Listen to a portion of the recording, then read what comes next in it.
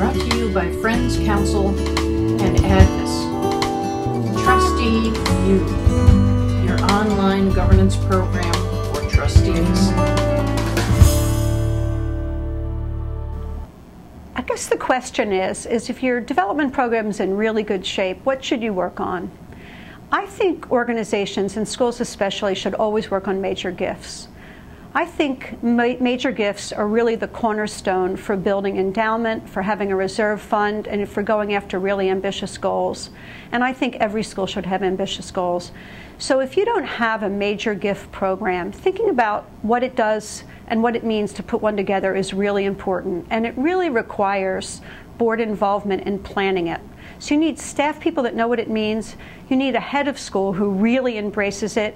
You need a board chair who really embraces it, and a few key people on the board that really understand it. It would take 3 to 4 months to really plan it out if people are active, and it could take 6 months to put it in place. And it should be a sustainable program for years and years, because it's really a rolling activity that involves people of wealth in the school, and you can't stop and start it. So once you start it, you need to devote resources to it. But your investment can be tenfold. You can spend 10 cents to raise $1 for a major gift program. You can spend 30 cents to raise $1 in an annual fund. So once you start major gifts, there'll be a high return, but you really have to focus on it and be disciplined and have a lot of different people committed to it. First, you have to identify the donors. Who are people that can make a major gift? And what is a major gift to your organization? For some schools, $10,000 could be a major gift. For other schools, $1 million is a major gift. So decide what your major gift level is. So you need to identify donors, and you do that through prospect research, which is often culling names from both your alumni list and your annual giving list. People that are alums who haven't ever given will be harder to cultivate for a major gift. People who are alums who have given before are easier to cultivate because they've already demonstrated they're interested in giving. So first you have to identify the possible donors. Then you have to figure out how to make your case for support. What are you going to be telling them? How are you going to be interesting them in the school?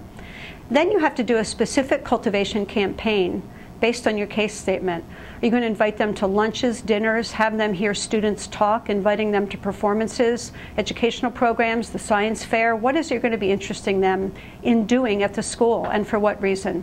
And then you have to figure out how and when you're going to ask them for money. Are you going to ask them for an ongoing gift of several $1,000s a year, or $1 million a year for a couple of years? You're going to spread it out over a 3-year commitment, a 5-year commitment? Are you going to expect them just to up their annual gift to $10,000 a year for an indefinite period of time? So all those things are on the table when you're cultivating a major gift. Then you're going to have to think about thanking them. How are you going to acknowledge them? Are you going to put their name on a plaque in the hall? Are you going to name a building after them? Or are they going to be anonymous? Some donors wish to be anonymous. And then how are you going to steward the funds? This is really important. Stewardship is how you treat the donor and the money after you get the gift. So what are you going to do? You have to deploy the money for exactly the way the donor intended. You can't use it for something else. So make sure you have a plan for how to deploy that money, and that is up to the school, the administration, and the board to understand how to do that. And then I think the last piece, which I think is enormously important, is the gift is the beginning of the relationship.